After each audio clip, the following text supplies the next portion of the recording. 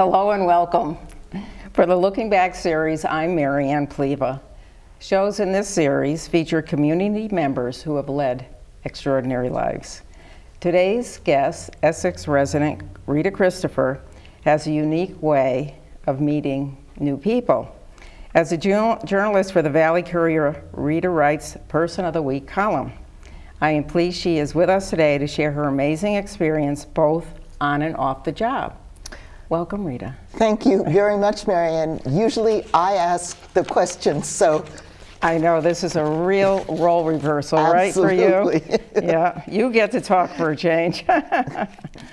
So let's start at the beginning. Where did you grow up and go to school? And I'd like to hear about your mom and dad as well. Well, I was born in Manhattan, but when I was 8 years old, my parents moved to Port Washington, Long Island, which is where I grew up. I went to local public schools and also college in New York State, Vassar College.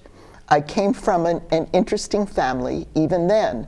Both my mother and father were lawyers. It wasn't particularly unusual to have a father who was a lawyer, but to have a mother who was a lawyer, and this, I hate to say, was in the 40s, was pretty unusual. Very unusual, yeah.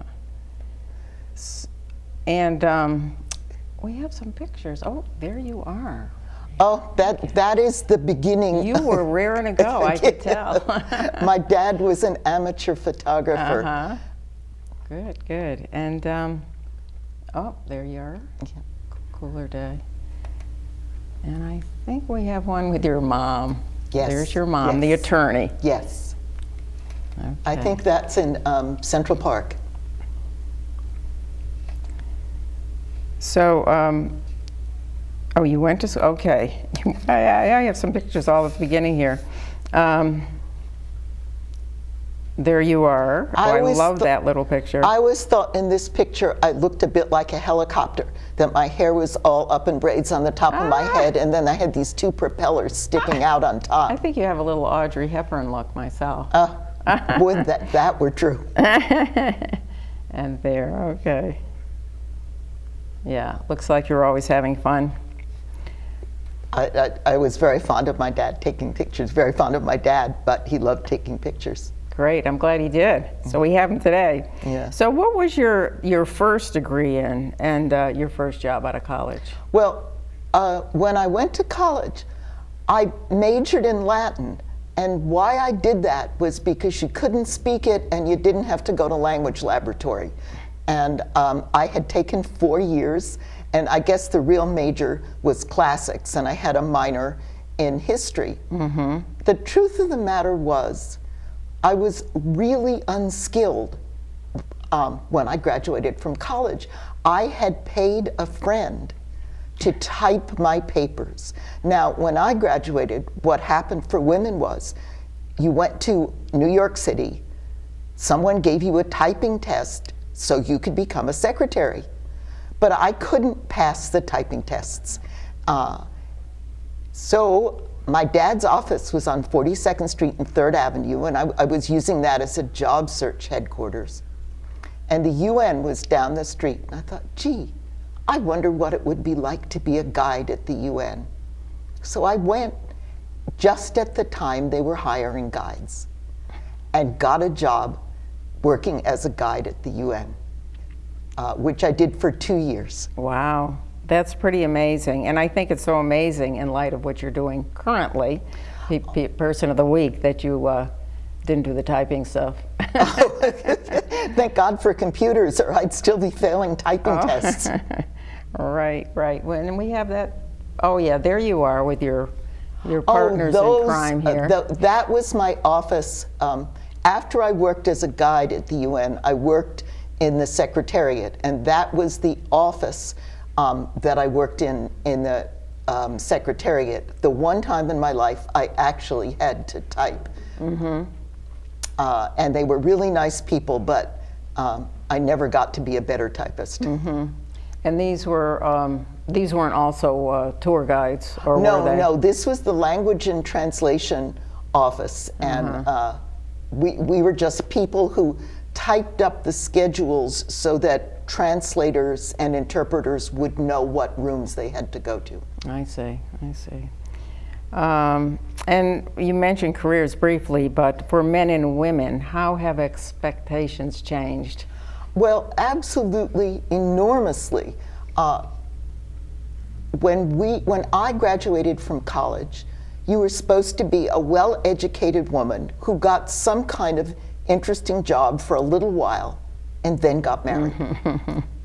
And in fact, there's a funny story.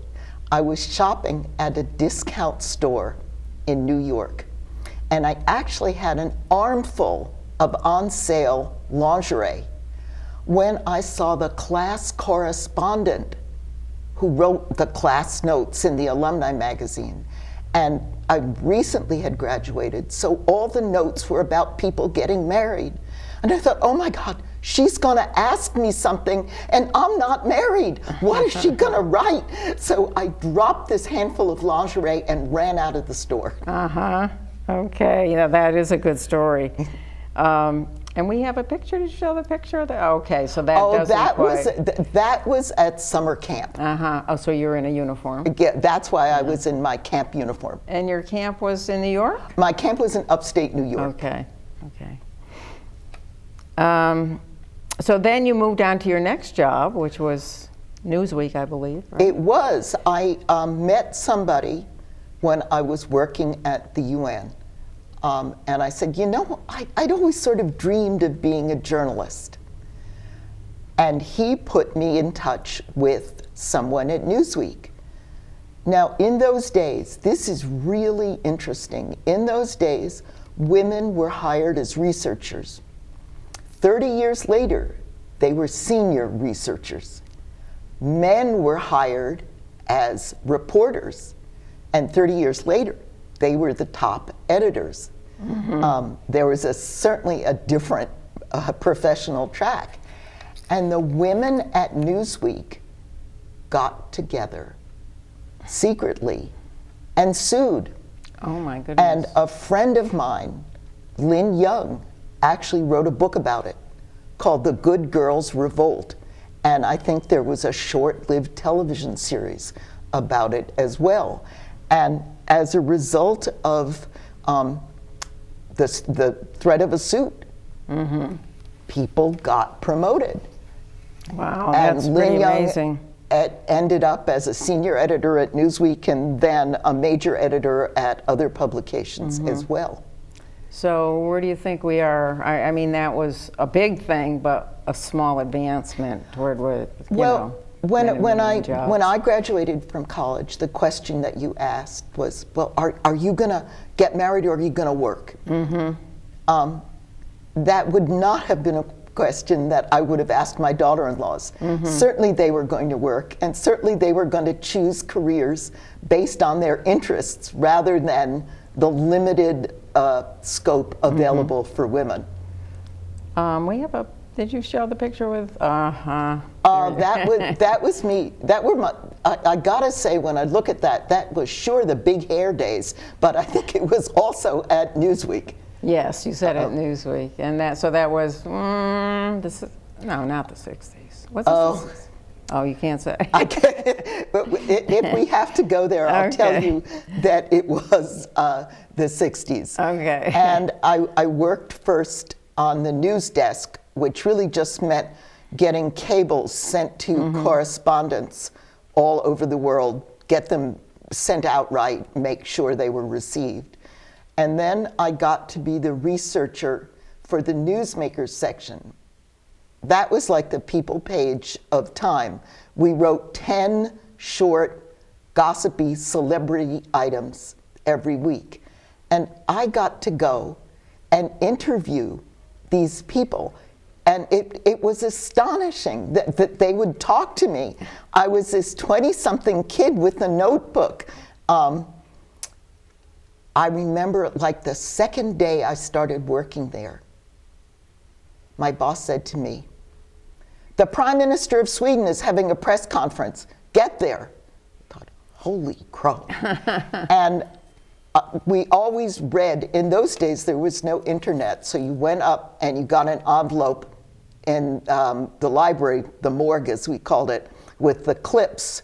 So you knew about the person and you had an idea of what questions to ask. So I was doing pretty well, but I have to tell you about my biggest screw up. In those days, Joe DiMaggio was a spokesperson for Mr. Coffee, if you can remember back that far. And he was having a press conference. Now, Joe DiMaggio was the biggest name in the world, it seemed to me, in those days when I was a little kid. And here, I was gonna go ask questions to Joe DiMaggio. I couldn't get over it. I got up there, it was my turn, and I was speechless. I could not say a thing. Finally, he said to me, "Sweetie, what kind of a sports writer are you?" And you were pretty an athlete too in school, weren't you? Again, Not Joe DiMaggio. The world has changed. If you went to school before Title IX, I was on teams, girls' teams and boys' teams weren't the same thing. I love watching UConn women's basketball. Yeah, they're great. When I played basketball, it was a half-court game, 3 guards, 3 forwards. The guards couldn't go over the center line, the forwards couldn't. And when I see the opportunities that young women have today, it's really exciting. Yeah, it was a little slower game back then, huh? I can't imagine the girls slowing down that much, these girls. So you interviewed other prominent people, Sean Connery. I was not tongue-tied with Sean Connery, but I was pretty near it. The embarrassing thing, really, was that Newsweek was a major publication. How willing they were to talk to me. I even kind of interviewed Princess Margaret, though you couldn't really. You couldn't ask questions. Yeah. You had to wait till she talked to you. But I kept edging closer and closer so I could overhear. And finally she said to me, "You're an excellent security guard." So that was your That was my, and I would Margaret. come back and I would write a long file to my boss, and then he would write a short item I see. based on that. And Gina Lollobrigida? I remember Gina Lollobrigida in a suite at the Waldorf Astoria, and my boss, who was an old-style movie star guy, always said I asked the wrong questions. You didn't ask her about her curves. I couldn't ask her about her. If it was Dolly Parton, she would have told you. I once was talking to someone who was once very famous in the news, Alger Hiss. The Hiss trial was a major, did he lie to Congress? It was about whether he had been a member of the Communist Party. So I was interviewing him on the telephone, and I feel an airplane hit the back of my head from my boss, paper airplane. He says, "Ask him if he was a communist." I thought, holy cow, Senate committees, all kinds of people have asked. This is a short telephone interview. Leave me alone. Yeah, right, wow. And you left Newsweek for an interesting reason. I married an editor, and he was at a much higher level than I, and it just seemed like a good time to leave. Also, at night, I had another job. I was teaching English to foreign students, and I really liked doing that. So I kept on doing that for a while. Okay, and then, but did you, let's see, you moved when you, after, you did move somewhere. Ultimately, Bob and I moved to Hoboken, New Jersey, where we bought a brownstone. And that's, my kids, I was actually afraid my kids would be born in the Lincoln Tunnel, but they were both born at New York Hospital. Right, but we lived happily in Hoboken, New Jersey for 10 years, we came to Old Lyme in the summers. And ultimately, I thought this would be the kind of community that I wanted to raise my sons in. So my husband was a writer at that point, so we had the freedom. So you did raise your sons in Old Lyme? Yes. Yeah, that's great. 2 boys. Great. And then you moved on to another interesting job. You told me that you got all your jobs from your friends, girlfriends. So well, this was your wedding photographer, right? Oh, my wedding photographer's wife. My wedding photographer was a guy who'd taken a lot of photos for Newsweek, and his wife worked at Reader's Digest General Books. It doesn't exist anymore. It wasn't the condensed book section. It was a section that we wrote our own books. A lot of them were how-to books, home repair books, sewing books, and also a lot of American history books. And I worked there in their office. The interesting thing about the American history books, which sold very well, was we could never use the word history in the title, because then people wouldn't buy them. So we had to say, America's fascinating story. Oh my goodness. Great stories from our past. And I did that even after we moved to Old Lyme, because they would send me material to write, and I would FedEx them back stories. And I did that for a number of years when my kids were growing up. Great. Well, hopefully things have changed. People now like history, I think. I hope so. I know they don't like historic societies, but they like history. And we do have a Reader's Digest. I went through a lot of trouble to get that because it's current, the Reader's Digest, on the prompter. Oh, holy crow. Well, that was the magazine.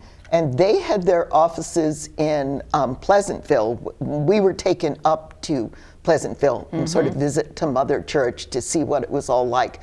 But our office was at 753rd Avenue. And they were a very good company to work for. Okay. Well, we're going to take a little pause here. I'm talking to Rita Christopher, which everybody knows, and she needs no further introduction. But we're going to take a little minute off for a public service announcement, so don't go away. We'll be right back. You matter. You matter. You matter. And your words matter too.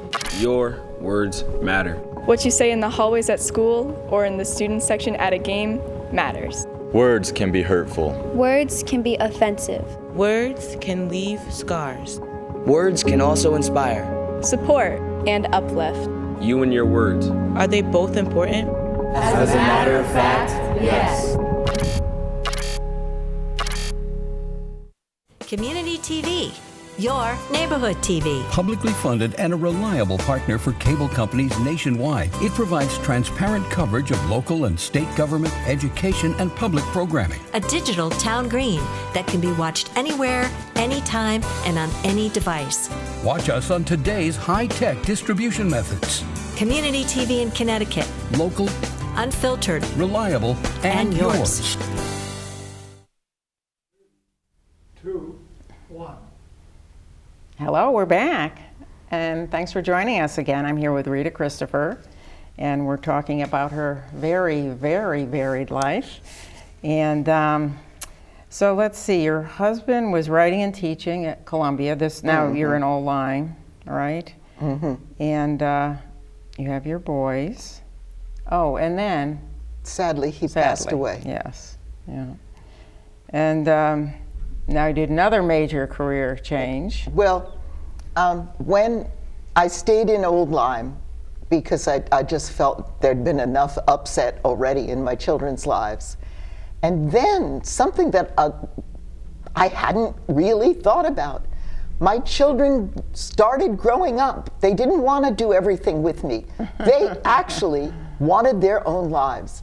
And I thought, what's going to come next? And because my parents were lawyers, I thought, okay, this is my time to go to law school. I'd always felt that somehow, at some point in my life, I'd go to law school. I studied for the LSATs, I applied, and I went to UConn Law School. It was an interesting time because I was certainly 25 years older than all my fellow classmates, and my most useful time came when they had interviews. They had lived all their lives in jeans. So for an interview, they had to wear a suit, male or female. So they generally brought their suits on a hanger so they wouldn't have to wear them a minute longer than necessary. They would go into the men's room or the ladies' room and change. And then they would come out and show me. Mm-hmm. And if I said they looked okay, they went for the interview. The consultant for dress up. I was mom. I actually ran for student council and won. And my campaign was vote for your mom. Mm-hmm. That's great. So you didn't stay with the law too much, right? What was it about it that?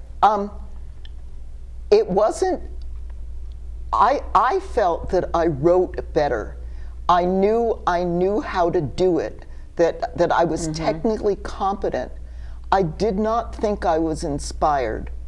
I worked in offices where I saw lawyers who I thought were just brilliant. And I thought, I'm doing this okay, but there are things I do better. Right. I'm nonetheless glad that I went to law school. It's wonderful mental training. The scariest thing, flat out the scariest thing I ever did in my life was to take the bar exam. That was the most unforgiving 2 days. Yeah. I studied all summer. And in a world where everybody gets a trophy, that's not how the bar exam works. So you did work as an attorney, though, for some time. Yes, and I keep my license still. Oh, and you still have your license. Oh, I might have a legal question for you. No, don't. Well, then, from another friend here, let's say, moving on, told you about some kind of a biking trip, right? And that was in 2000. 2000. Well, in 1999, I saw an ad that said, "Did you want an interesting summer?" That summer, I was going to take a law course, evidence, in the summer. But I showed it to a very good friend of mine, Ann Bing. What the interesting summer was riding your bike across the United States. Ann signed up for it. It was a fundraiser for the American Lung Association, and Ann and her daughter, Winnie, did it on a tandem bike. And when she had a wonderful time, and when I saw the ad the next summer, I thought, okay, I'm going to do it. I called them up. You had to raise $7,000 for the American Lung Association. So I called them up and I said, if I sign up, do I owe you $7,000 or just my $100 registration fee? They said the $100 registration fee. I said, okay, I'm going to take a chance. I did a lot of fundraising. I rode my bike all over. And then I realized, oh my gosh, I'm going to have to do this. And I thought I would send a letter to all my sponsors and say, I have a rare disease. I would have loved to have done this bike ride, but I can't. In the end, I did do it, and it was one of the most exciting things of my life. It was 6 weeks, 48 days, from Seattle, Washington to Washington, D.C. I think it's amazing. Oh, the most amazing thing was I slept in a tent. My kids kept saying, Mom, practice. We'll put the tent up in the backyard. I said, no, I can't sleep in a tent till I have to. But when I got back, I was so fond of my sleeping bag that I put it on top of my bed and slept in it for another 2 months. There you go. We have some pictures here. Well, that's just to show that you were always a little athletic. That's right? Getting ready for the bike ride. That was in the Jungle Gym in the Mother Goose Park on 72nd Street in New York City. It was my favorite piece of equipment. Now the other bike picture, I snacked it off the internet, and I think it might be, if you show the other one, that organization. Well, it's so far away we can't see it, but anyway, there's some bikes. It was an astonishing time, and you saw the United States in a way that you never would have seen it. It gave me a great appreciation for where we live, for how beautiful New England is. All you have to do is ride through the dusty hills of Wyoming to appreciate the trees and the greenery. We met nice people all along the road. Once in South Dakota, they had a pie festival just for us, and all this community came out and everybody baked pies. And the best part about this is, because you were riding, our average ride was 80 miles a day. You could eat anything you wanted. I mean, when in midlife, in middle age, could I ever do that again? Well, still not worth it for me, but maybe. Have to consider it. That was, what a great experience. Yeah. It was. Wonderful. It was. So that was a real highlight of your life. Oh, it was. Among others, right? It absolutely was. And it led to another highlight. When I came back, I taught spinning. You taught it? Yes. Where did you teach it? At a gym that no longer exists. But I figured, since I have all this experience, I'll take the spinning class. And someone in my spinning class said, you know, there's a neighbor I have who I'd really like to fix you up with. And I always said yes, even though I had some pretty terrible experiences. And I met and married again. And sad to say, it's sad that he is no longer with you, but I know you had wonderful times together. We did. Know. And then you moved on again to another new job that a friend told you about, right? Yes. I was looking around for something to do. I'd come to the age when I think most people retire, and a friend said, well, there's a new newspaper chain starting up, and why don't you go talk to them? And that was somewhere between, I don't even want, there's no way of talking without telling you how old I am. That was a long time ago. Well, I know it's been there for 20 years anyway. Yeah. So that's probably when it started, because that's about when I came. maybe 18 years ago. Okay, yeah. And I started working for Shore Publishing, and it has been wonderful the whole time. I've loved doing Person of the Week. I've loved talking to people. I learn more every week, and it's such a pleasure, and I'm so appreciative of people who are willing to talk to me. And we've got a couple of pictures here. Okay, that's just the front picture with my not so great telephone. Oh, and there's one, a recent one. Stacia. Unfortunately, I did not write that one. I was taking a week's vacation, and I was very sorry not to be able to talk to Stacia. Okay. So anyway, I have a bunch of questions. Where do you find your people? How do you do it? Well, I've done it for so long at this point that often people call the office with suggestions. Everybody I meet, if they live in Essex, Chester, or Deep River, give me your telephone, tell me what you do. Yeah. I try to look for what's coming up.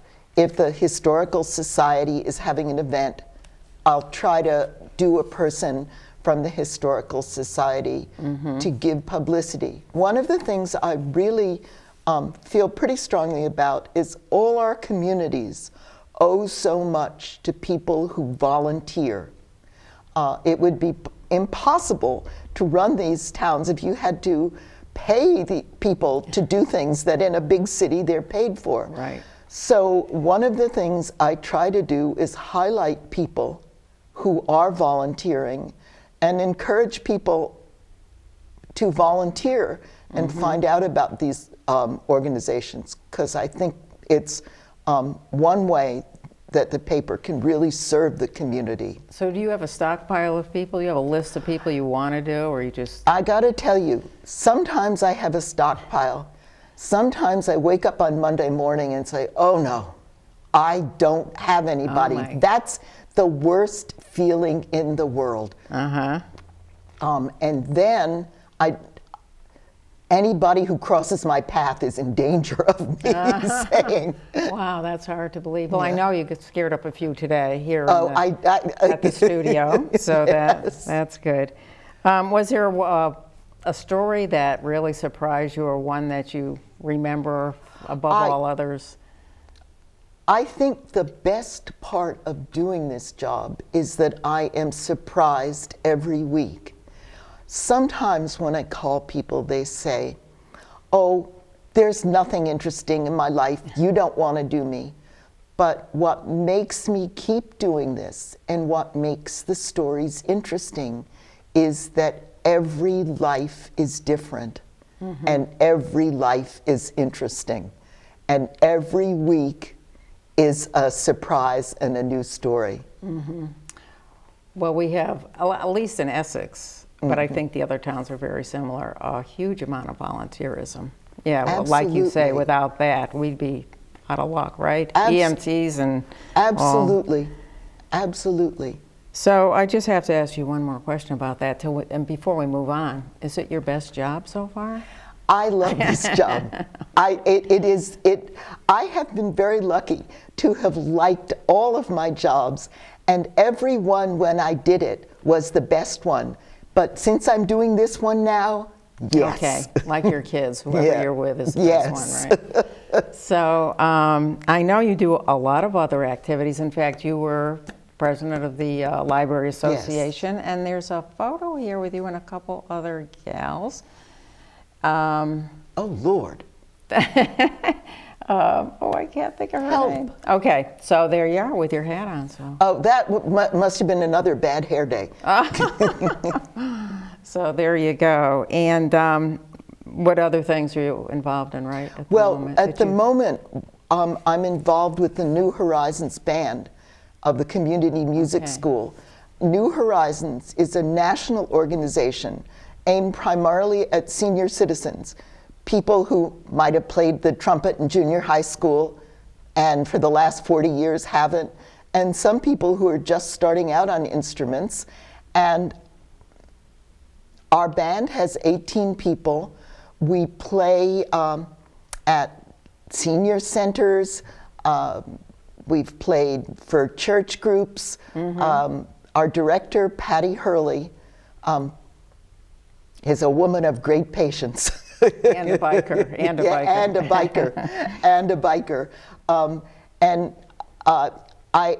We meet twice a week on Monday and Thursday mornings. And my late husband played the saxophone in the band, and he had so much fun that I wanted to be in it. I had played the French horn, and I just couldn't bear to play it again because it's so hard, and I just didn't get enough of the notes right. So I said to Patty, what can I play that's easier than the French horn that can get me in the band? And she said, play the baritone horn. Okay. And I brought it. So be careful, you're hooked up. I get that. I don't think I can. Hang on. I'm so glad you brought your horn. Yep. So if Emily could, or somebody could get it. I guess I can't get it because I thought people would like to see it, because often I'm asked, I'm wondering if I sort of scoot over this way, pick it up like this. Okay. And grab the Very good. mouthpiece. Very good. I'm back. That's excellent. Good flexibility there. And this is a baritone horn. So when you played, what's your favorite song that you love to play on that? Well, I like whatever we're playing. Okay. Whatever we're playing, it's just an exciting thing to be in this band. I practice, I play, I take lessons, and it has been one of the surprising and most pleasant things that I have discovered in later life. Yeah, that's great. Well, that's a good push for that band. Are they looking for new members? Listen, we are always looking for new members. Our motto is your best is good enough. Well, I like that. In this summer, a number of us, just like high school students, we go to band camp. And that too is a lot of fun. But and, where do you take lessons? At the community music school. Oh, okay. Patty Hurley is my teacher. Oh, she's your teacher as too. well. Wow, you see a lot of her. And then you meet twice a week? Yes, Wow. yes. Okay. But I have to say that our oldest player is almost 91. Wow. It's something you can do as Yeah, a lifetime that's great. activity. And what's the breakdown, men and women? Oh gosh. I think we're about equal. Oh, but, really? Jennifer Grant and I are the only two women in the back row. Why do you go to the... The front row is the winds, and the back row is the brass instruments. So are you prepared to play a solo song? I'll play a note. A note?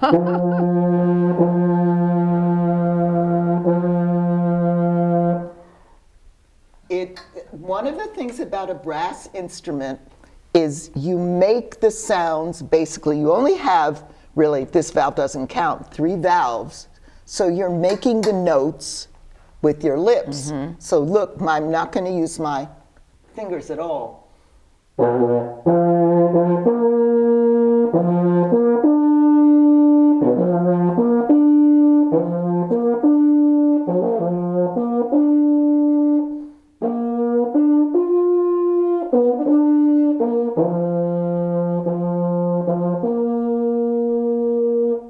So you see, I didn't have to use my fingers on that at all because I made the notes with my lips. Yeah, that's great. Well, and thank you for letting me play my baritone horn on a television camera. That was very exciting. I wondered what that did to the sound. But I appreciate that very much. Well, I think we're... Oh, do you have anything else you want to share? Because for some reason, I have free reign today. Any other thoughts? Or... I would really, honestly and truly, like to thank the community and all the people over the years who I have interviewed. They've all been very generous. I would like to say I've never made a mistake. I've made mistakes. People have been generous with their time, their experiences, and the reason I can do my column is because they share. And I really want them to know how much I appreciate it. Well, that's great. And the perfect forum, because lots of people are going to be watching us. So this concludes today's program.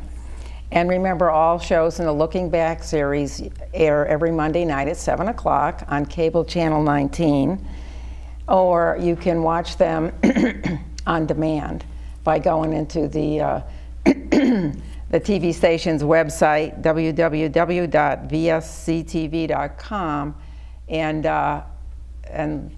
finding that channel, that program. Look for Looking Back. Thanks to our crew today, Ed McCaffrey, Emily Miner, and of course the great Chris Morgan, who without we couldn't do anything. And a special thanks to Rita Christopher, who I wanted to do this show for a long, long time and finally got to do it. So thank you so much. Thank you so much. Oh, and thanks for watching.